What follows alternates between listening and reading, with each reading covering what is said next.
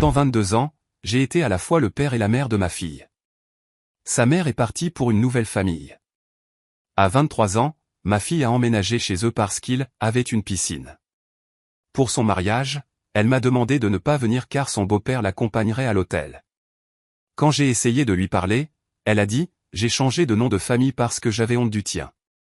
Ce qu'elle ne savait pas, c'est qu'avec cette décision, elle venait de sceller sa plus grande erreur. Pendant 22 ans, j'ai été à la fois le père et la mère de ma fille, Sienna. Sa mère est partie quand Sienna avait à peine 1 an pour être avec sa nouvelle famille. À 23 ans, ma fille a emménagé chez sa mère parce qu'ils avaient une piscine. Pour son mariage, elle m'a demandé de ne pas y assister car c'est son beau-père qui allait l'accompagner à l'hôtel. Quand j'ai essayé de lui parler, elle a dit quelque chose qui me hante encore. J'ai changé de nom de famille parce que j'avais honte de porter le tien. Ces mots me réveillent la nuit. Ils ont tout changé pour toujours. Mais laissez-moi vous raconter toute l'histoire, car ce que ma fille ne savait pas, c'est qu'avec cette décision, elle venait de renoncer à bien plus qu'un nom de famille. Tout a commencé il y a 22 ans, quand Sienna avait à peine 1 an. Sa mère, Paige, a décidé que la vie d'épouse et de mère n'était pas pour elle. Un matin, elle a simplement fait ses valises et m'a laissé un mot sur la table de la cuisine, disant qu'elle avait trouvé quelqu'un qui pouvait lui offrir la vie qu'elle méritait. Quelqu'un avec de l'argent, quelqu'un avec un avenir. Cet quelqu'un était Samuel Cross, propriétaire d'une chaîne de steakhouse populaire, un homme qui pouvait lui offrir la grande maison, les voyages internationaux, les bijoux, tout ce que moi, un chargé de près de 28 ans dans une banque locale, ne pouvais pas lui fournir. Je me suis retrouvé seul avec Sienna, un bébé qui savait à peine marcher, qui a pleuré sa mère toutes les nuits pendant des mois. Je ne savais rien sur la façon de m'occuper d'un enfant, rien sur la préparation des purées pour bébé, le changement des couches au milieu de la nuit, ou quoi faire quand elle avait de la fièvre et que la ligne d'urgence du pédiatre ne répondait pas. Mon frère Marcus m'a aidé autant qu'il le pouvait. Il avait 3 ans de plus que moi et son fils, Miles, était né seulement 6 mois avant Sienna. Marcus a toujours été le plus pragmatique de nous deux. La semaine même, il m'a emmené chez Target pour acheter tout ce dont j'avais besoin pour le bébé. « Hey, Lucas », m'a-t-il dit en remplissant le chariot de lait maternisé et de couches. « Ça va être dur. » Cette femme est partie parce qu'elle ne voulait pas de responsabilité. Ne t'attends pas à ce qu'elle revienne. Il avait raison. Comme toujours. Paige appelait tous les 3 ou 4 mois. Elle parlait à Sienna pendant 5 minutes, promettait de venir bientôt, puis disparaissait à nouveau. Pour les anniversaires et Noël, elle envoyait des cadeaux chers, des poupées American Girl, des vélos flambant neufs, les dernières consoles de jeux, tout ce que je ne pouvais pas me permettre avec mon salaire. Pendant ce temps, je me démenais pour joindre les deux bouts. Je faisais des heures supplémentaires à la banque, donnais des cours de comptabilité de base au community college le week-end, et vendais des assurances vie l'après-midi. Tout ça pour que Sienna puisse avoir ce dont elle avait besoin, aller dans une bonne école, avoir des vêtements décents, et pouvoir aller aux fêtes d'anniversaire avec un cadeau entre les mains. J'ai vendu mon coupé sport et acheté un pick-up d'occasion plus pratique. Nous avons déménagé d'un appartement de 2 chambres à une maison de 3 chambres dans une banlieue modeste pour que Sienna puisse avoir sa propre chambre. J'ai arrêté de sortir avec mes amis, d'aller voir les matchs, j'ai arrêté de faire tout ce que les hommes célibataires de mon âge faisaient. Mais je ne le regrettais pas. Chaque matin quand Sienna me serrait dans ses bras avant l'école, chaque après-midi quand elle m'attendait à la fenêtre jusqu'à mon retour du travail, chaque soir quand elle me demandait de lui lire une histoire, je savais que tout cela en valait la peine. Marcus m'a toujours prévenu. « Lucas, cette fille est trop gâtée. Tu lui donnes tout ce qu'elle demande. Un jour, elle te causera des problèmes. » Son fils, Miles, en revanche, était complètement différent. C'était un garçon calme et poli qui me traitait toujours avec gentillesse. « Oncle Lucas », disait-il quand il venait à la maison. « Est-ce que je peux t'aider avec le dîner?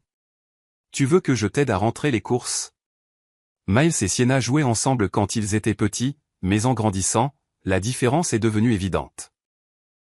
Sienna voulait toujours ce qu'elle n'avait pas. Elle se plaignait toujours que notre maison était petite, que notre camion était vieux, que nous ne pouvions pas prendre de vacances comme les familles de ses amis de l'école privée que je me tuais à payer. Les amis du quartier voyaient tout.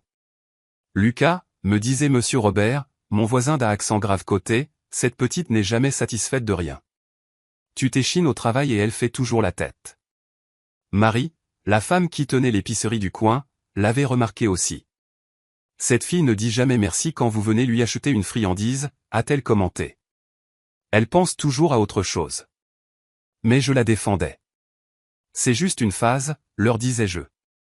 Tous les adolescents sont comme ça. Les années ont filé.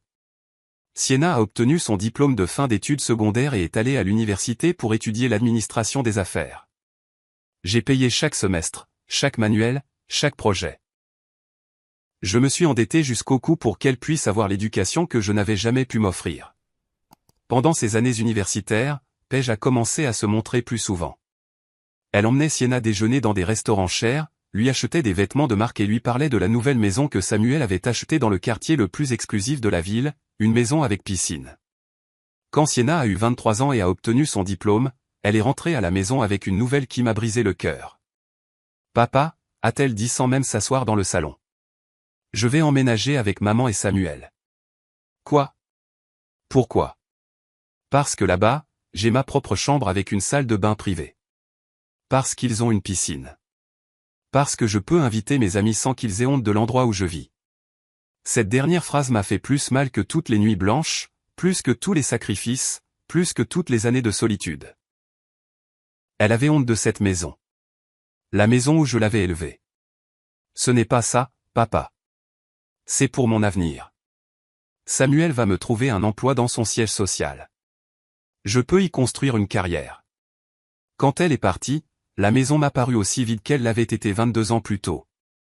Un an plus tard, elle a rencontré Adrienne lors d'une des fêtes d'entreprise de Samuel, une jeune cadre d'une famille riche. Ils se sont fiancés 6 mois après le début de leur relation. L'invitation au mariage est arrivée par la poste.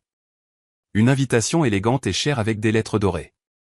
J'étais ravi, pensant que je ferais enfin partie d'un des moments les plus importants de la vie de ma fille. Je suis allé au centre commercial et j'ai acheté le meilleur costume que je pouvais me permettre, un costume bleu marine qui m'allait parfaitement. J'ai aussi acheté de nouvelles chaussures de ville et une cravate assortie. J'ai dépensé l'équivalent de 2 mois de mon salaire de base, mais je m'en fichais. C'était le mariage de ma fille. Je suis même allé dans une bijouterie et j'ai fait mettre de côté un ensemble de boucles d'oreilles en perles pour lui offrir quelque chose d'élégant, quelque chose qu'elle pourrait porter toute sa vie. Et se souvenir que son père était là pour son jour spécial. Miles m'a accompagné pour choisir le cadeau. « Oncle », a-t-il dit alors que nous regardions les options dans la vitrine. « Je suis sûr que Sienna va pleurer de joie en voyant ce que tu lui as acheté. » Marcus était aussi excité pour moi. « Frère », m'a-t-il dit cet après-midi-là, tu vas enfin pouvoir profiter de voir ta fille se marier après tout ce que tu as traversé. Tu le mérites. Monsieur Robert m'a vu arriver avec les sacs de course. Prêt pour le mariage, a-t-il demandé. Je suis sûr que Sienna sera heureuse d'avoir son père là pour la soutenir. J'ai simplement souri et hoché la tête. Enfin, après des années de distance, nous allions être à nouveau réunis en famille le jour le plus important de sa vie. Ce que je ne savais pas, c'est que 3 jours avant le mariage, je recevrais un appel qui changerait tout pour toujours. L'appel est arrivé un mardi soir. Je regardais la télé après être rentré du travail quand le téléphone a sonné. J'ai vu le nom de Sienna sur l'écran et mon cœur s'est illuminé. Nous ne nous étions pas parlé depuis des semaines. « Allô, ma chérie », dis-je en répondant. « Comment vas-tu ? Tout est prêt pour samedi ? » « Papa », répondit-elle d'une voix que je ne reconnus pas, froide et distante. « Je dois te parler du mariage. »« Bien sûr. »« Dis-moi, as-tu besoin d'aide pour quelque chose ?» Il y eut un long silence à l'autre bout du fil. Si long que j'ai cru que l'appel avait été coupé. « Papa, le truc c'est que, c'est Samuel qui va m'accompagner à l'hôtel. »« Quoi ? Je ne comprends pas. »« Samuel ? Pourquoi Samuel ? » Parce qu'il a été là pour moi ces dernières années. Parce qu'il a payé mon master. Parce qu'il m'a donné mon travail. Parce que quoi, Sienna ? Parce que quoi ? Parce que je ne veux pas de drame le jour de mon mariage. Adrienne et sa famille sont très élégants, très convenables. Je ne veux pas de situations inconfortables. Des situations inconfortables. Moi, son père, qui l'avait élevé pendant 22 ans, j'étais une situation inconfortable. Sienna, je suis ton père. Je t'ai élevé depuis que tu as 1 an. J'ai changé tes couches, je t'ai emmené chez le médecin, je t'ai aidé avec tes devoirs, j'ai payé ton école, j'ai payé ton université. Oui, je sais tout ça, m'interrompit-elle avec agacement. Mais c'est différent. Samuel comprend ce monde. Il sait comment se comporter dans ce genre d'événement. Et pas moi. Papa, ne joue pas la victime. Tu sais comment sont les choses. La famille d'Adrienne est très importante. Ils ont des relations. Ils ont un statut. Samuel s'intègre mieux dans cet environnement. J'étais sans voix. Je ne pouvais littéralement pas parler. Après quelques secondes qui m'ont paru des heures, j'ai réussi à demander la seule chose qui me venait à l'esprit. Alors pourquoi m'as-tu invité? Tu peux venir en tant qu'invité. Je te réserverai une table vers le fond avec quelques amis de la famille. Vers le fond, comme n'importe quel autre invité au mariage de ma propre fille. Sienna, s'il te plaît, reconsidère. Je suis ton père, le seul qui a toujours été là pour toi. Papa, j'ai déjà pris ma décision. Ne rends pas les choses plus difficiles pour moi. Et elle a raccroché. Le lendemain, après le travail, j'ai conduit jusqu'à la maison de Paige et Samuel, une imposante demeure dans le quartier le plus cher de la ville, avec un grand jardin, une piscine et 3 voitures de luxe dans l'allée. Tout ce que je n'avais jamais pu donner à ma fille. J'ai sonné et Paige a ouvert. Elle avait l'air comme toujours, parfaitement apprêtée, comme si elle s'apprêtait à se rendre à un gala à tout moment. « Lucas » dit-elle avec une légère surprise. « Qu'est-ce que tu fais ici ? » « Je suis ici pour parler à Sienna. Je dois clarifier les choses à propos du mariage. Je ne pense pas que ce soit une bonne idée. Elle est déjà très stressée avec tous les préparatifs. Paige, c'est ma fille. J'ai le droit de lui parler. » Elle a soupiré et m'a laissé entrer. La maison était exactement comme je l'avais imaginé. Meubles chers, sol en marbre, art moderne au mur, un escalier en colimaçon menant au 2e étage. « Sienna » cria Paige. « Ton père veut te parler. » Sienna est descendue des escaliers vêtue d'une robe de chambre en soie. Elle avait l'air agacée, comme si je l'avais interrompue dans quelque chose de très important. « Papa, je t'ai déjà dit qu'il n'y a rien à discuter. Sienna, s'il te plaît, parlons en privé. » Non, tout ce que tu as à dire, tu peux le dire ici. Juste à ce moment-là, Samuel est apparu. Un homme grand et élégant, les cheveux parfaitement coiffés, portant une chemise de marque qui coûtait probablement plus que mon salaire hebdomadaire. « Lucas » dit-il en tendant la main. « Comment vas-tu ? » « Bien, Samuel. Je suis ici pour parler à ma fille de son mariage. »« Oui, Paige m'a dit. »« Écoute, je comprends que ce soit difficile pour toi, mais tu dois comprendre que Sienna n'est plus une petite fille. Elle peut prendre ses propres décisions. Bien sûr qu'elle le peut. Mais je suis son père, l'homme qui l'a élevée, et je suis l'homme qui l'a aidée à devenir la femme accomplie qu'elle est aujourd'hui. » Il a répondu avec un sourire qui n'atteignait pas ses yeux. Sienna a croisé les bras et m'a regardé comme si j'étais un enfant turbulent. « Papa, Samuel a raison. Je ne suis plus la petite fille qui avait besoin de toi pour lasser ses chaussures ou vérifier ses devoirs. Je suis une professionnelle maintenant, une femme indépendante, et Samuel comprend ce monde mieux que toi. » Cette phrase m'a fait plus mal que n'importe quel coup physique. Ce monde ? De quel monde parles-tu, Sienna ? Le vrai monde, papa. Le monde des affaires, des relations importantes, des gens qui peuvent réellement m'aider à grandir professionnellement. Et moi, je suis quoi, un obstacle ? Tu n'es pas un obstacle, mais tu n'es pas ce dont j'ai besoin dans ma vie en ce moment. Ce dont elle avait besoin. Après 22 ans à lui donner tout ce dont elle avait besoin, maintenant je n'étais plus ce dont elle avait besoin. Sienna, écoute-moi attentivement. J'ai tout abandonné pour toi. Ma vie sociale, mes relations, mes opportunités de carrière. J'ai tout fait pour toi. Oui, je sais et j'apprécie. Mais ça ne veut pas dire que tu dois faire partie de chaque moment important de ma vie. Chaque moment important ? Sienna, c'est ton mariage.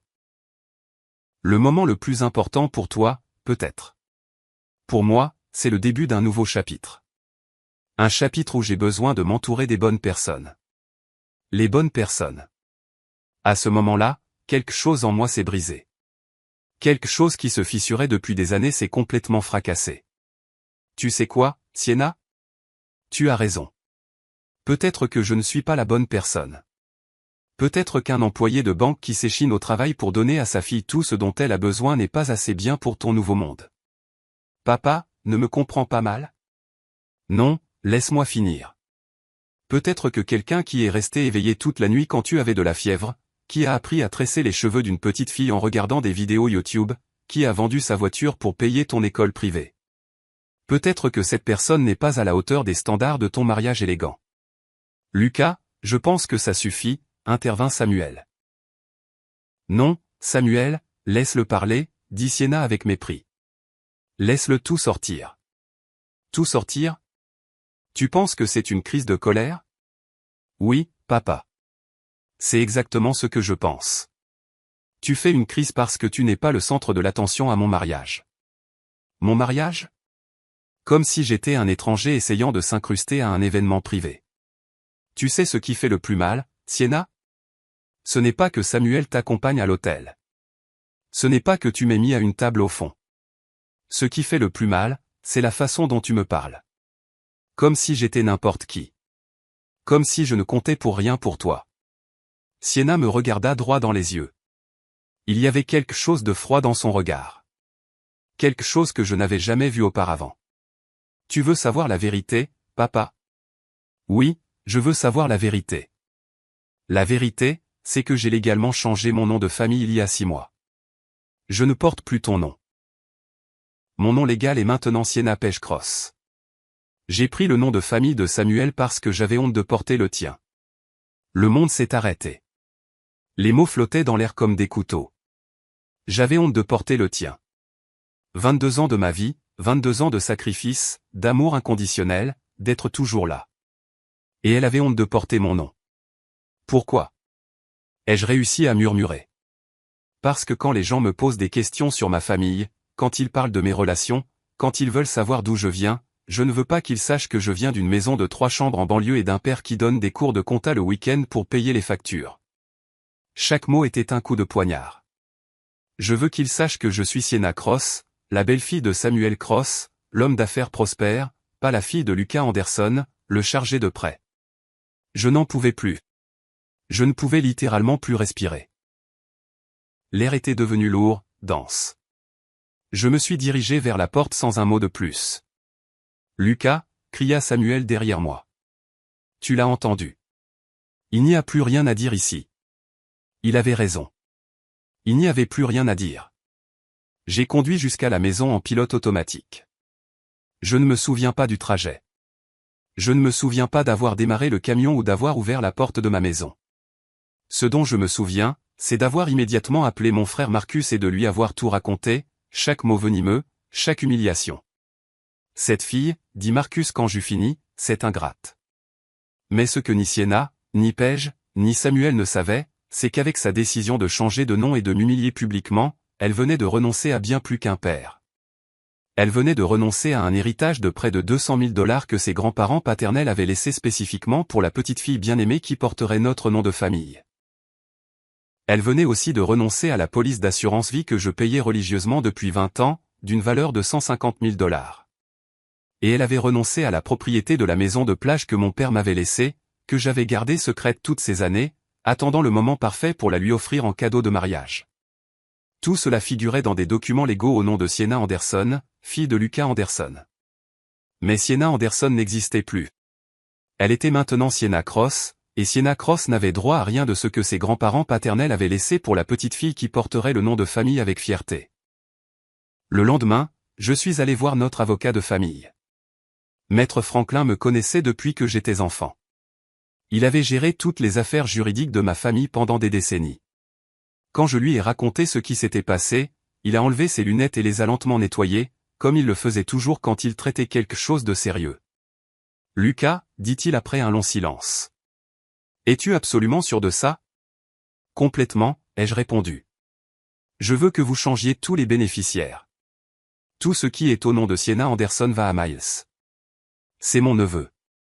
Il porte mon nom avec fierté, et il a été plus un fils pour moi que ma propre fille biologique. L'avocat soupira. Ce sont beaucoup d'actifs, Lucas. L'héritage de tes parents, l'assurance vie, la maison de plage. Nous parlons de près de 400 000 $ au total. Je sais exactement combien c'est et je sais exactement à qui je veux que ça aille. Et si elle change d'avis? Si elle le regrette? Maître, ma fille m'a dit qu'elle avait honte de porter mon nom. Elle m'a humilié devant sa mère et son beau-père. Elle m'a traité comme un inconvénient dans sa vie. Il n'y a pas de retour en arrière possible. Il nous a fallu 3 heures pour effectuer tous les changements. Miles était maintenant le principal bénéficiaire de tout. Marcus était le bénéficiaire secondaire. Le nom de Sienna n'apparaissait plus nulle part dans les documents. Quand j'ai quitté le bureau de l'avocat, je me sentais étrange. Pas vraiment bien, mais soulagé, comme si un poids avait été levé de mes épaules. Les années suivantes furent les plus paisibles de ma vie depuis longtemps. Ne plus avoir à m'inquiéter pour Sienna, ne plus avoir à supporter ses rebuffades, ne plus avoir à prétendre que sa nouvelle vie de luxe m'importait, c'était libérateur. J'ai rencontré Clara, une femme divorcée avec 2 enfants adultes, dans un de mes cours de comptabilité du soir. Elle était comptable aussi, travaillant pour une entreprise de construction. Une femme simple et travailleuse qui comprenait la valeur de l'effort. Clara ne m'a jamais rien demandé d'extravagant. Elle ne s'est jamais plainte de mon vieux camion ou de ma modeste maison. 1 an après le début de notre relation, elle m'a dit qu'elle m'aimait exactement tel que j'étais. Miles, pendant ce temps, était devenu le fils que j'avais toujours souhaité avoir. Il étudiait le génie industriel, travaillait à temps partiel pour payer ses dépenses, et venait déjeuner avec moi tous les dimanches. Il me demandait toujours si j'avais besoin d'aide pour quoi que ce soit. Il se souvenait toujours des dates importantes. Oncle Lucas, disait-il chaque fois que nous nous voyions. Merci d'être comme un second père pour moi. Malheureusement, Marcus était décédé d'une crise cardiaque soudaine quelques années auparavant. Une perte qui nous a encore plus rapprochés, Miles et moi. Clara s'entendait très bien avec Miles. Quand il venait le dimanche, elle cuisinait pour nous 3, et nous parlions comme une vraie famille, une famille qui se respectait. Quand Miles a eu 21 ans, j'ai décidé de lui dire la vérité sur l'héritage. Je l'ai emmené dîner dans un restaurant agréable mais pas ostentatoire, un endroit où nous pouvions parler tranquillement. Miles, dis-je après que la nourriture soit arrivée, je dois te dire quelque chose d'important. Il s'est passé quelque chose de grave, oncle? Non, rien de grave. Au contraire. Tu te souviens quand Sienna a quitté la maison puis s'est mariée? Oui, bien sûr. Je n'ai jamais compris pourquoi elle nous a traités comme ça, surtout toi. Eh bien, après son mariage, il s'est passé certaines choses. Des choses que je préfère ne pas me remémorer en détail, mais le résultat a été que j'ai dû prendre une décision difficile concernant certains biens familiaux. Je lui ai tout expliqué. L'héritage des grands-parents, l'assurance vie, la maison de plage, tout ce qui était maintenant légalement à lui. Miles est resté silencieux pendant plusieurs minutes. Finalement, il a demandé, est-ce que Sienna sait que ces biens existaient? Non, je ne lui ai jamais dit parce que je voulais les lui offrir en surprise pour son mariage, mais les choses ont changé. Oncle, c'est beaucoup d'argent.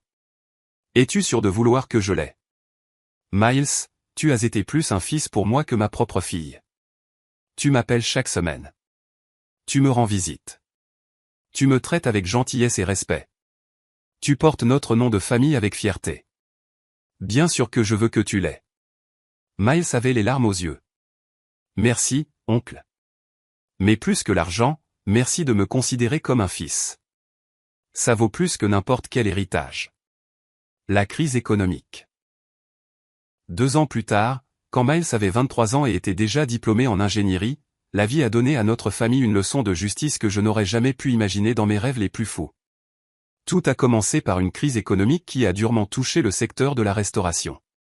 Les restrictions liées à la pandémie avaient fermé de nombreuses entreprises, et celles de Samuel n'ont pas fait exception. Un par un, ces restaurants ont commencé à faire faillite. Miles m'a raconté ce qu'il voyait sur les réseaux sociaux. Oncle, il ne publie plus de photos de voyage ou de choses chères. En fait, Sienna a posté qu'il vendait une des voitures. La situation s'est rapidement détériorée. Samuel avait hypothéqué la maison pour investir dans l'expansion de son entreprise juste avant la crise. Quand les restaurants ont fait faillite, la banque a entamé la procédure de saisie immobilière. La maison avec la piscine, la maison pour laquelle Sienna m'avait abandonné, allait être reprise. Pendant qu'ils luttaient avec leurs problèmes financiers, nous allions mieux que jamais. Miles avait utilisé une partie de son héritage comme apport pour un appartement dans un nouvel immeuble. Clara et moi avions décidé de nous marier et d'emménager ensemble. J'avais utilisé mes économies pour rénover ma maison et nous planifions notre avenir. La vie ne pouvait pas être meilleure. Jusqu'à un vendredi soir, 5 ans après son mariage, mon téléphone a sonné. C'était un numéro que j'ai immédiatement reconnu, même si je ne l'avais pas vu depuis des années. Sienna. Pendant un instant, j'ai envisagé de ne pas répondre, mais ma curiosité l'a emporté.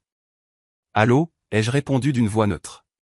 Papa, dit-elle, sa voix semblant brisée. C'est moi. Bonjour, Sienna.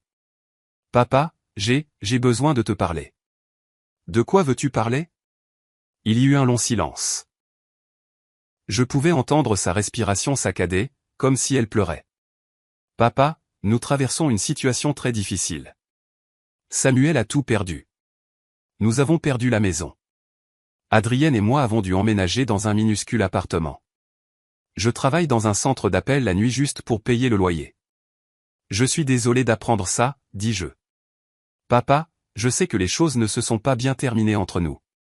Je sais que je t'ai blessé, mais j'ai besoin de ton aide. Quel genre d'aide? Une aide financière. Juste jusqu'à ce que nous puissions nous remettre sur pied. Juste un prêt. Je promets que je te rembourserai. Sienna, je n'ai pas ce genre d'argent à prêter. Papa, s'il te plaît. Je sais que tu as des économies. Je sais que tu as toujours été très prudent avec l'argent. Et pourquoi penses-tu que je t'aiderai? Parce que je suis ta fille. Parce que malgré tout ce qui s'est passé, je suis de ton sang. Mon sang. Sienna. La dernière fois que nous avons parlé, tu m'as dit que tu avais honte de porter mon nom. Papa, j'étais confuse. J'étais jeune. Je ne savais pas ce que je disais. Tu ne savais pas ce que tu disais quand tu as légalement changé de nom de famille? Tu ne savais pas ce que tu disais quand tu m'as mis à une table au fond de ton mariage? Tu ne savais pas ce que tu disais quand tu as demandé à Samuel de t'accompagner à l'hôtel à la place de ton propre père? Papa, s'il te plaît. Je comprends maintenant que j'avais tort. Je comprends maintenant que tu as toujours été mon vrai père. Samuel m'a abandonné dès qu'il a perdu son argent. Toi, tu ne m'aurais jamais abandonné. Tu as raison. Je ne t'aurais jamais abandonné. Mais toi, tu m'as abandonné. Papa, donne-moi une chance de réparer les choses. Sienna, sais-tu la différence entre toi et Miles? Miles? Mon cousin Miles? Oui, ton cousin, Miles. Miles m'appelle chaque semaine juste pour savoir comment je vais. Miles vient déjeuner tous les dimanches. Miles me présente fièrement comme son oncle quand il rencontre de nouvelles personnes. Miles porte le nom Anderson avec dignité. Qu'est-ce que ça a à voir avec quoi que ce soit? Ça veut dire que lorsque tu as décidé que mon nom de famille était une honte, lorsque tu as décidé que je n'étais pas assez bien pour ta nouvelle vie, tu n'as pas seulement perdu un père. Tu as perdu bien plus encore. De quoi parles-tu? Je parle de l'héritage que tes grands-parents paternels ont laissé pour leur petite fille bien-aimée. 200 000 $ qui t'attendaient. Je parle de la police d'assurance vie que j'ai payée fidèlement pendant 20 ans. 150 000 $ de plus. Je parle de la maison de plage que j'ai héritée de mon père et qui devait être ton cadeau de mariage. Il y eut un silence total à l'autre bout du fil. Tout cela existait pour Sienna Anderson. Mais Sienna Anderson n'existe plus, n'est-ce pas? Maintenant, tu es Sienna Cross. Papa, tout ça existait? Tout ça existe encore. Mais maintenant, Miles en est le propriétaire. Parce que Miles, lui, porte le nom de famille avec fierté. Tu as donné mon héritage à Miles? Non, je n'ai pas donné ton héritage à Miles. J'ai donné son héritage à Miles, parce qu'à partir du moment où tu as changé de nom, il a cessé d'être le tien. Papa, s'il te plaît. On peut arranger ça? Je peux reprendre mon nom de famille? Reprendre ton nom pour de l'argent? C'est exactement ce que je pensais que tu dirais. Ce n'est pas pour l'argent. C'est parce que je comprends maintenant que j'avais tort. Sienna, quand tu auras un enfant, tu comprendras ce que c'est que de tout donner pour cette personne. Et si cet enfant te dit un jour qu'il a honte de toi, tu comprendras la douleur que tu m'as causée. Et quand cela arrivera, je veux que tu te souviennes de cette conversation. Je veux que tu te souviennes que l'amour d'un père n'est pas infini quand il n'y a pas de respect. Papa, s'il te plaît. Sienna, j'espère que tu réussiras dans la vie. J'espère que tu trouveras le bonheur. Mais ce bonheur ne viendra pas de ma famille, car tu ne fais plus partie de ma famille. Et j'ai raccroché. Miles dînait avec Clara et moi quand je lui ai raconté l'appel. Tu lui as vraiment dit tout ça, oncle? A demandé Miles.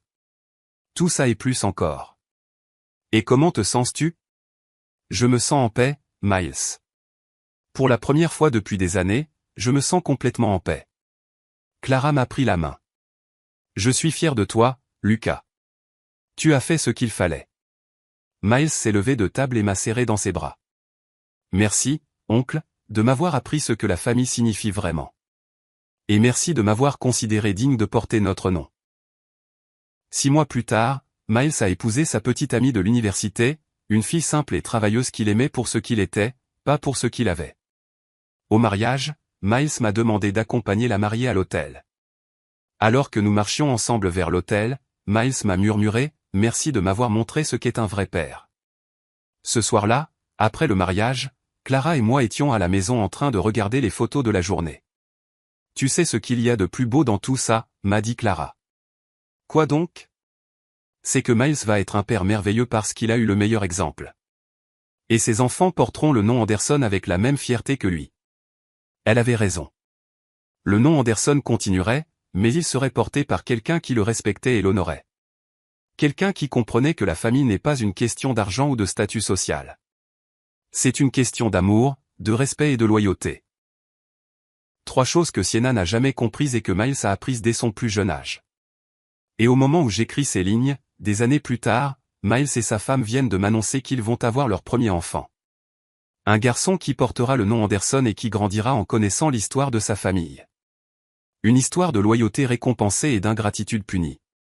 Une histoire de justice poétique qui a mis des années à se dérouler, mais qui, à la fin, a donné à chacun exactement ce qu'il méritait.